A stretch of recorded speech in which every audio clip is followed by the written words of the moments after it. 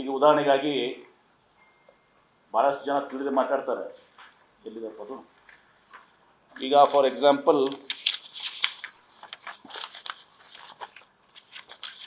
ತಮ್ಮಣ್ಣ ಭಟ್ಟಿ ಆಯಿತು, ಅವ್ರು ಯಾವುದು ಈಗ ತಮ್ಮಣ್ಣ ಭಟ್ಟಿ ಅದಾಯಿತು. ತದನಂತರ ರಶ್ಮಿಕಾ ಮಂದನ ಮಾತಾಡಿದೀವಿ. ಅವರು ಈಗಾಗಲೇ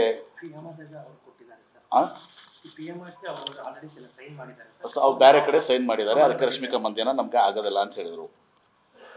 ಆಮೇಲೆ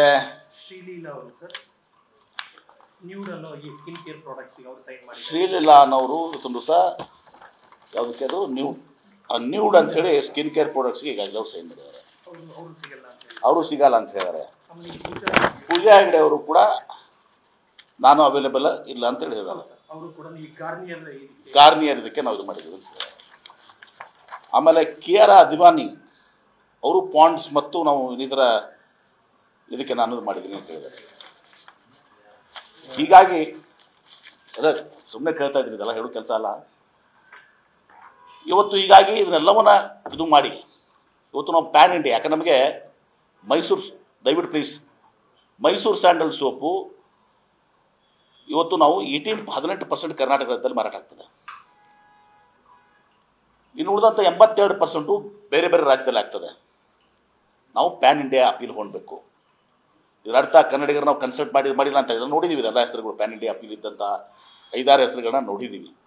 ಅವರು ಫ್ರೀ ಇರುವಂಥದ್ದು ಮತ್ತು 2 ವರ್ಷ ಅವ್ರು ನಮ್ಮ ಕಡೆ ಲಾಕ್ ಮಾಡಬೇಕಾಗ್ತದೆ. 2 ವರ್ಷ ನಮ್ಮ ಕೂಡ ಅವರು ಬೇರೆ ಎಲ್ಲಿನೂ ಕೂಡ ಎಂಡೋರ್ಸ್ ಮಾಡಬಾರ್ದು. ಇದೆಲ್ಲ ಕಂಡೀಷನ್ಸನ್ನು ಒಪ್ಕೊಂಡು ಇವತ್ತು ಇದು ಮಾಡಿದವ್ರದ್ದು ತಮ್ಮಣ್ಣ ಭಾಟಿ ಅವರು 28 ಮಿಲಿಯನ್ ಫಾಲೋವರ್ಸನ್ನು ಹೊಂದಿದ್ದಾರೆ. 2.8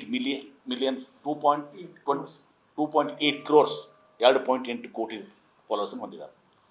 ದೀಪಿಕಾ ಪಡುಕೋಣೆ ಅವರು ನಮ್ಮ ಬಜೆಟ್ಗೆ ನಿಲ್ಕೋದಿಲ್ಲ, ಅವರು ಭಾಳ ಅವ್ರದ್ದೇ ಒಂದು ಪ್ರಾಡಕ್ಟ್, ಅವ್ರದ್ದೇ ಒಂದು ಬ್ರ್ಯಾಂಡ್ ಇದೆ ನಮಗೆ ಅವರು. ಹೀಗಾಗಿ ಇದೆಲ್ಲವನ್ನ ವಿಚಾರ ಮಾಡಿನೇ ಇವತ್ತು ನಾವು ನಿರ್ಣಯ ಕೊಂಡಿದ್ದೀವಿ. ಇದರಲ್ಲಿ ಯಾರು ಕನ್ನಡದ ಅಸ್ಮಿತೆಗೆ ಧಕ್ಕೆ ತರಬೇಕು, ಕನ್ನಡದ ಹುಡುಗಿಗೆ ತರಬೇಕು ಅಂತಿಲ್ಲ.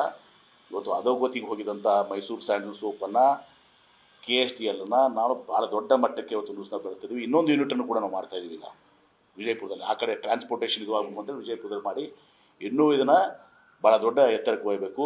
ಅಂತಾರಾಷ್ಟ್ರೀಯ ಮಟ್ಟದಲ್ಲಿ ಕೂಡ ನಾಳೆ ಒಂದು ಪರಿಸ್ಥಿತಿ ಬರ್ತದೆ, ಆವಾಗೂ ಮತ್ತೆ ನೀವು ಬರ್ತೀರಿ, ಏನ್ರಿ ನೀವು ಹಾಲಿವುಡ್ ಆ್ಯಕ್ಟ್ರೆಸ್ನ ನೀವು ಬ್ರ್ಯಾಂಡ್ ಅಂಬಾಸಿಡರ್ ಮಾಡಿರಿ. ಯಾಕಂದರೆ ನೀವು ಯುರೋಪ್ನಲ್ಲಿ ಅಮೇರಿಕಾದಲ್ಲಿ ಇದು ಮಾಡಿದಾಗ ಮುಂದೆ ಒಂದು ಸಂದರ್ಭ ಬರ್ತದೆ, ಒಬ್ಬ ಹಾಲಿವುಡ್ ಆ್ಯಕ್ಟ್ರೆಸ್ನೂ ಕೂಡ ನೀವು ಇದು ಮಾಡಬೇಕಾಗ್ತದೆ. ಅವಾಗ ಆ ಪರಿಸ್ಥಿತಿ ಬರಲಿ ಅಂತೇಳಿ ನಾನು ಆಶಿಸ್ತೇನೆ ಇವತ್ತೊಂದು ದಿವಸ.